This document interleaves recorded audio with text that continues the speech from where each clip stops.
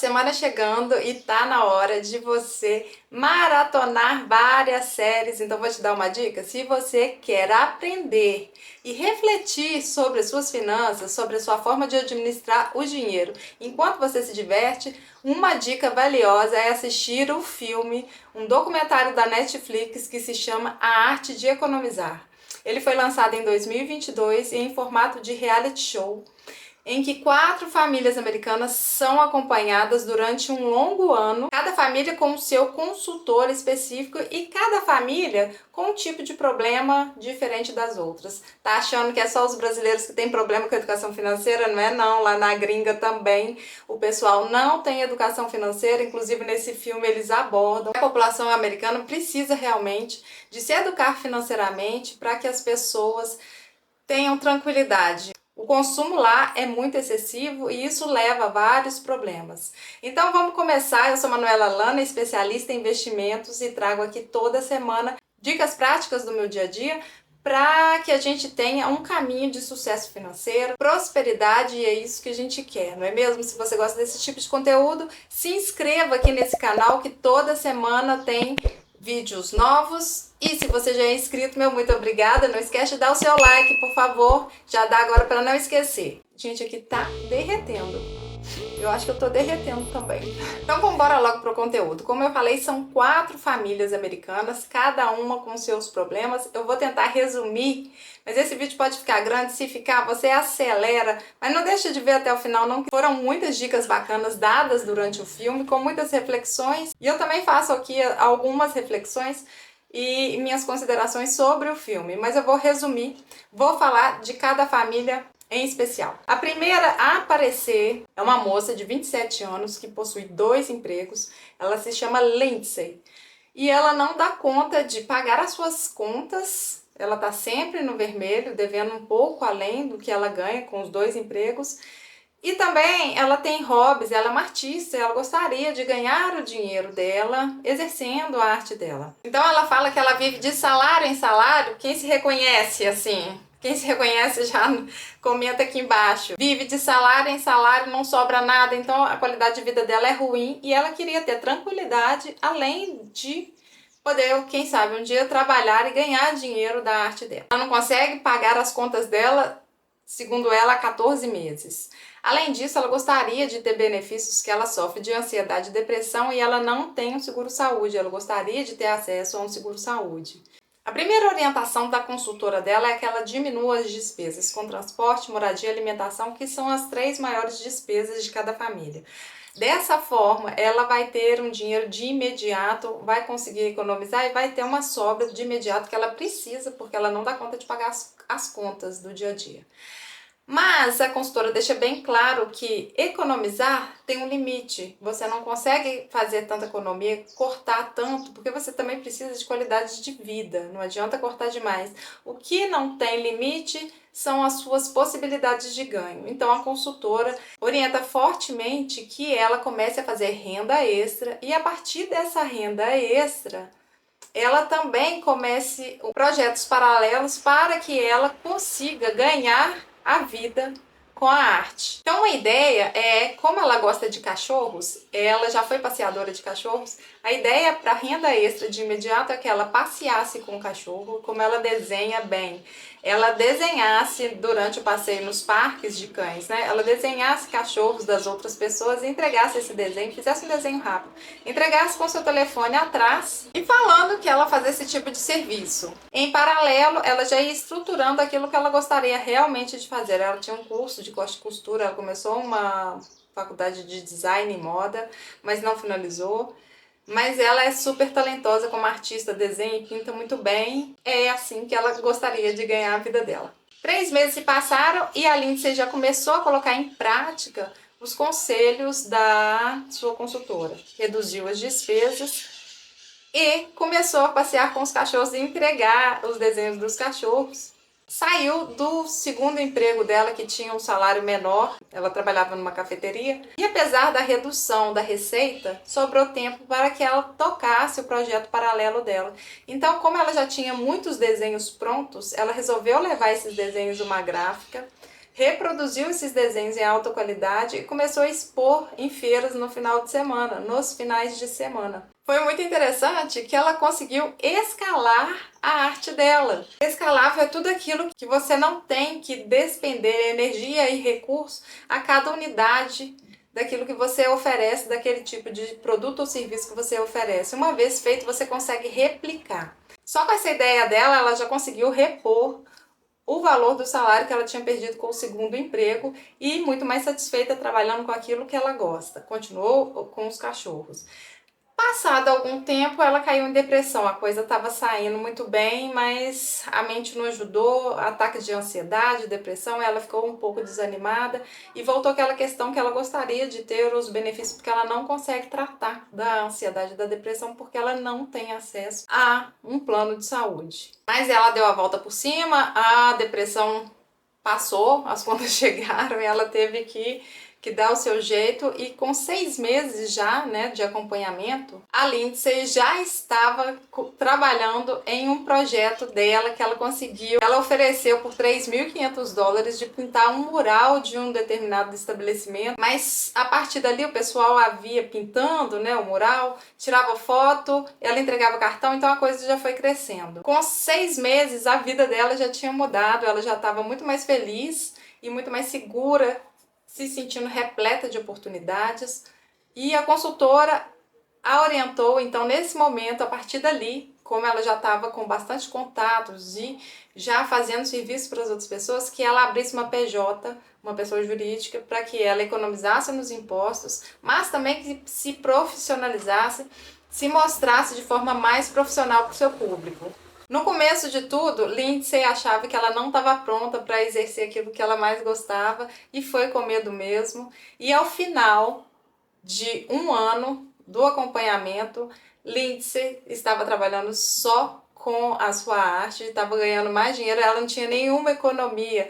No final, ela já tinha $5.000 guardados. Ela fez as economias que ela foi orientada a fazer, mas também impulsionou a sua vida profissional, fazendo aquilo que ela mais gostava, dando a cara a tapa e batalhando. Moral da história: quando você muda o seu foco de só economizar para um foco de expandir a sua renda, você tem que pensar qual tipo de valor que você vai entregar ao mundo para que o mundo reconheça e te remunere bem por ele.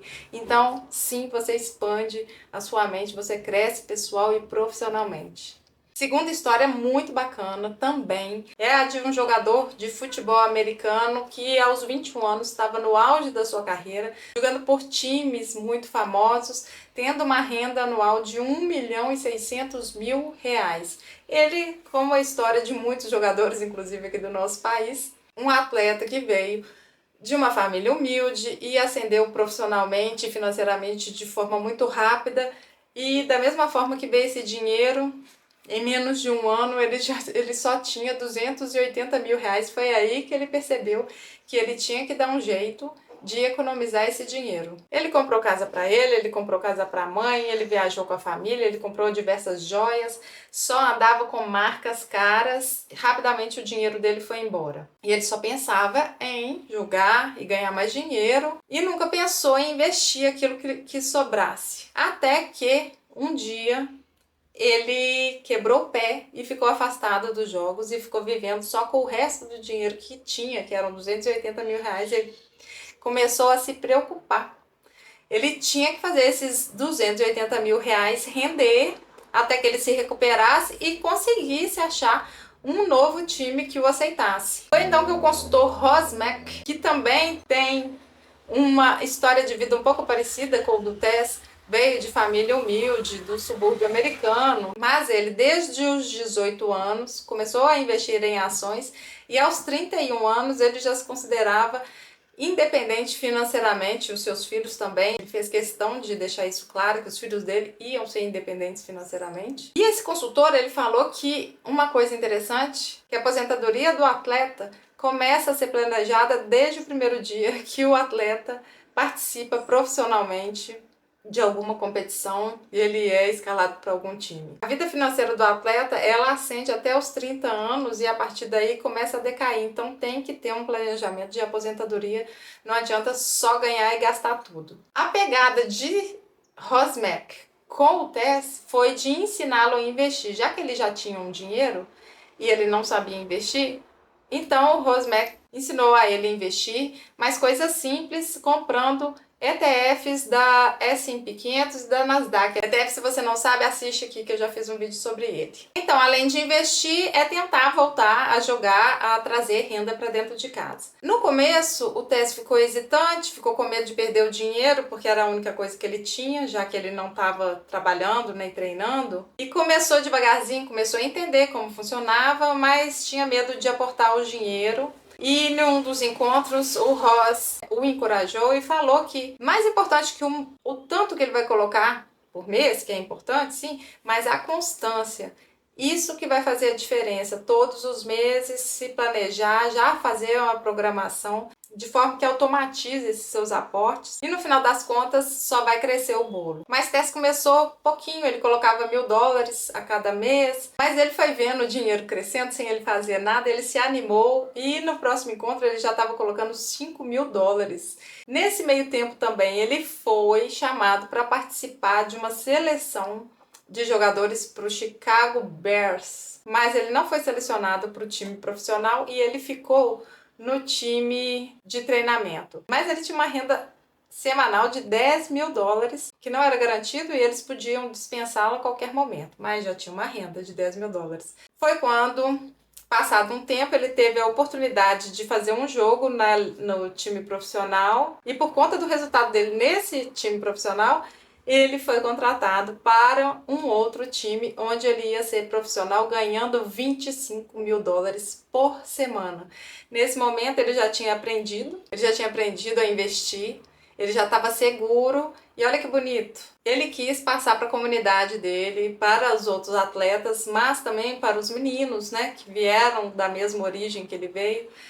A educação financeira, o tanto que ele viu que é importante a educação financeira para a formação dele, para a conservação da riqueza dele. E ele queria passar esses ensinamentos para o pessoal da sua comunidade e começou também, em paralelo, a ensinar de graça os meninos da sua comunidade. O terceiro caso é de uma moça chamada Ariana. Ela era compradora compulsiva emocional, ela tinha problemas emocionais e descontava tudo em compras. Ela tinha 9 cartões de crédito, imagina. Chegou a dever R$65.000, mas no começo do programa ela devia R$45.000 para cartões de crédito. Ela tinha uma renda mensal de $5.000, para o qual ela devia $108.000. Então ela estava totalmente endividada. E por conta dessas dívidas, ela estava emocionalmente abalada, ela sentia vergonha da família dela, do marido, dos filhos. O marido assumia a conta das casas para que ela só pagasse as contas que ela estava devendo, mas também sem nenhuma estratégia. O salário dela também não era o suficiente para bancar os gastos dela, então ela conseguiu uma outra renda. Já no começo, quando ela entrou no programa, ela já tinha.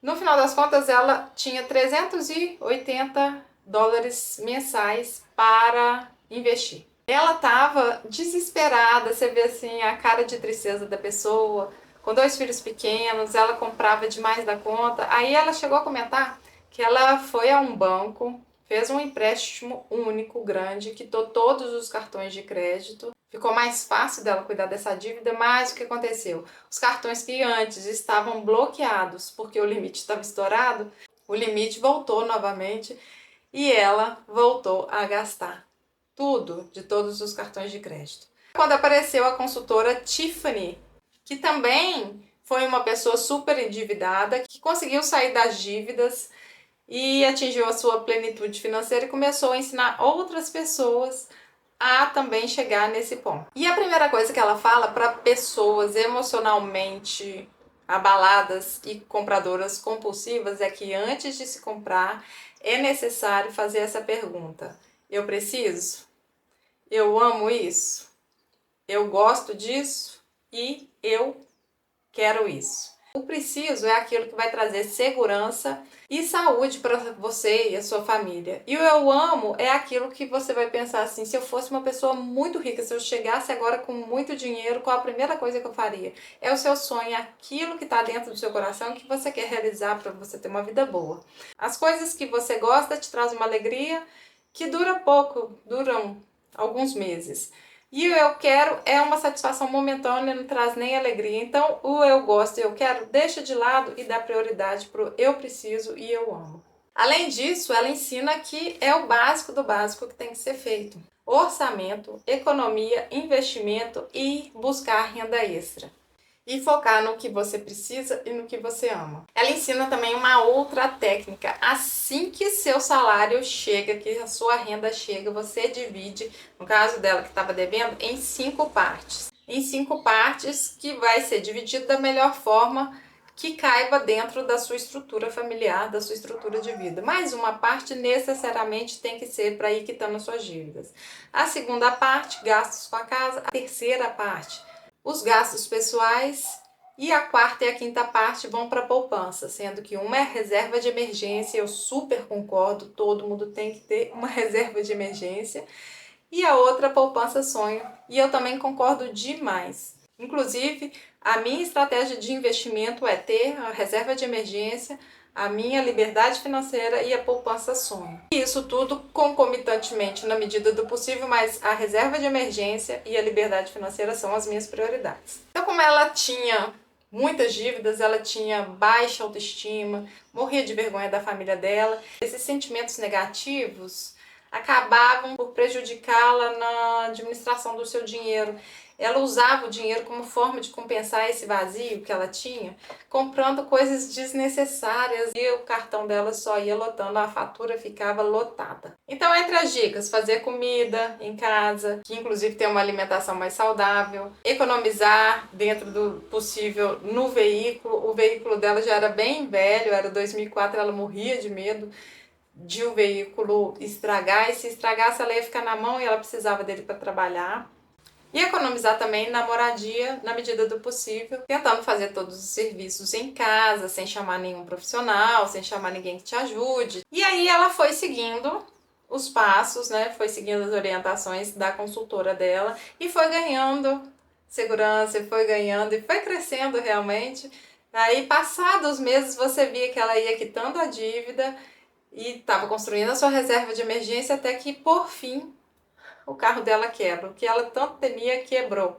E ela precisou de utilizar a reserva de emergência e estava com aquilo na cabeça, não queria utilizar, mas lembrou que reserva de emergência era para esse fim. Era uma emergência que ela deveria usar. Mas ela já ficou pensando que ela teria que juntar um dinheiro para dar uma entrada num carro novo, já que o carro dela era tão velho e ela precisa do carro para trabalhar. E aí, a cada encontro que ela tinha com a consultora, ela dava novas notícias e cada vez mais empolgada e cada vez mais segura. E por fim, ela falou com a consultora que ela estava já finalizando o pagamento dos cartões de crédito, já tinha adotado a estratégia de pagar aqueles que os juros são mais altos. E ao final de um ano ela ainda não tinha quitado o cartão de crédito, mas estava faltando pouca coisa para ela quitar. Ela passou a trabalhar só com cartão de débito, não estava usando mais os cartões de crédito e já tinha um dinheiro para viajar com o marido dela, coisa que ela não fazia há muito tempo.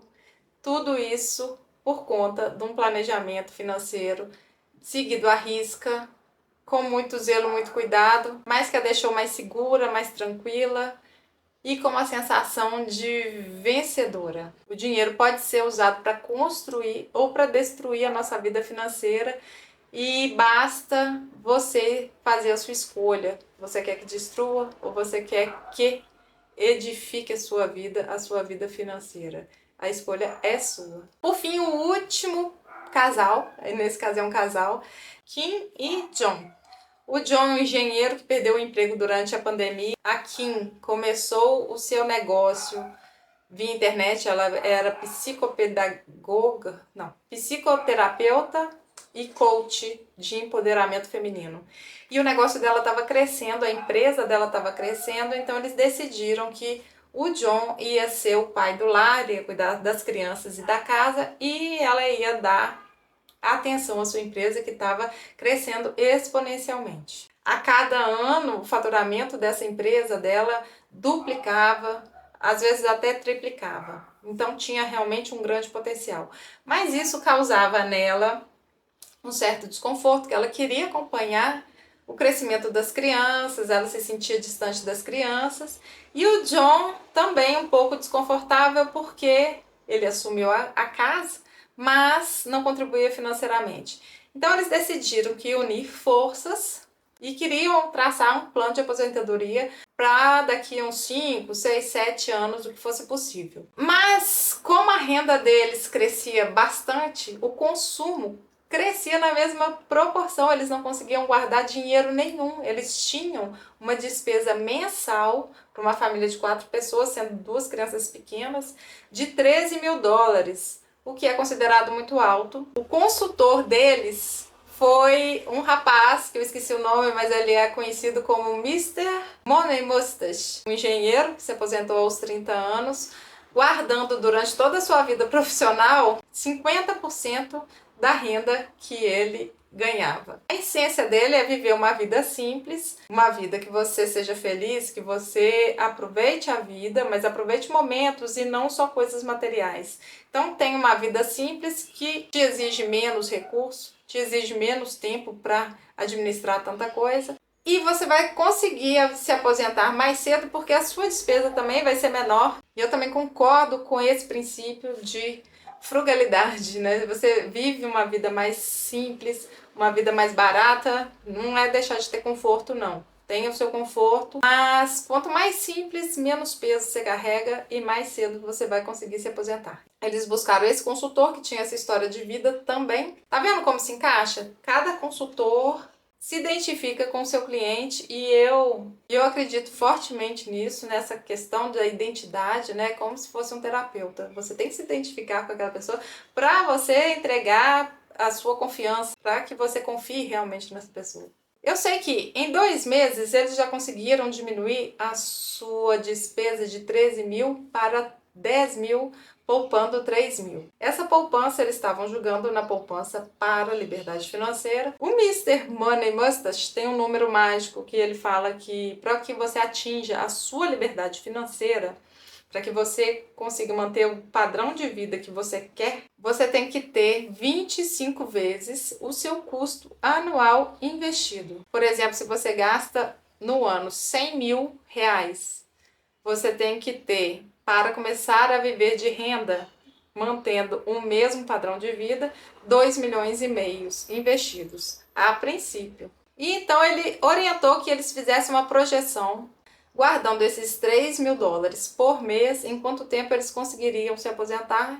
Então eles reviram, né? Durante todo esse tempo eles reviram novamente as suas contas e perceberam que a casa que eles tinham no Colorado era a despesa mais alta, a hipoteca com essa casa. Resolveram vender essa casa, partir para uma casa menor. Então tá vendo que eles foram reduzindo, mas com tempo, gente. Nada acontece de uma hora para outra, não. Tem que ter um tempo, né? Isso foi durante 6 meses. Eles resolveram ir para um outro estado, inclusive, já que ela trabalhava online, qualquer lugar para ela servia. Foram para um estado mais barato, para uma casa mais barata, e conseguiram, no final de um ano, poupar $8.000 por mês. Quer dizer, a despesa deles passaram de 13 mil para $5.000. É uma baita economia e, assim, aproveitando a vida. E ainda fazendo essa economia, eles conseguiram fazer uma viagem de família de 5 semanas para Costa Rica. Olha isso! Gastando somente $5.000 por mês. E aí, o Mr. Money, ele fecha o programa falando que o objetivo de ter dinheiro é não pensar sobre dinheiro, é ter uma vida tranquila, é ter uma vida alegre, é ter uma vida de paz, é ter uma vida leve. E aqui termina o filme, mas eu recomendo que vocês assistam, que é um filme gostoso. O roteiro é muito bem elaborado, as pessoas são muito legais, são muito simpáticas e tem diversos outros ensinamentos. Eu acho que a gente precisa se motivar constantemente, porque economizar por si só não faz sentido, não é bom. Você tem que saber exatamente o porquê que você está economizando, você tem que saber exatamente por que você está abrindo mão de um prazer aqui para conquistar algo lá no futuro. Então não deixe de conferir o filme e me conta se vocês gostaram desse tipo de conteúdo. Eu já fiz um outro filme, vou deixar aqui para vocês. Eu fiz o resumo do filme Conspiração Consumista, que é muito bacana, não deixe de assistir também, vou deixar aqui. E me conta se vocês gostaram. Um beijo!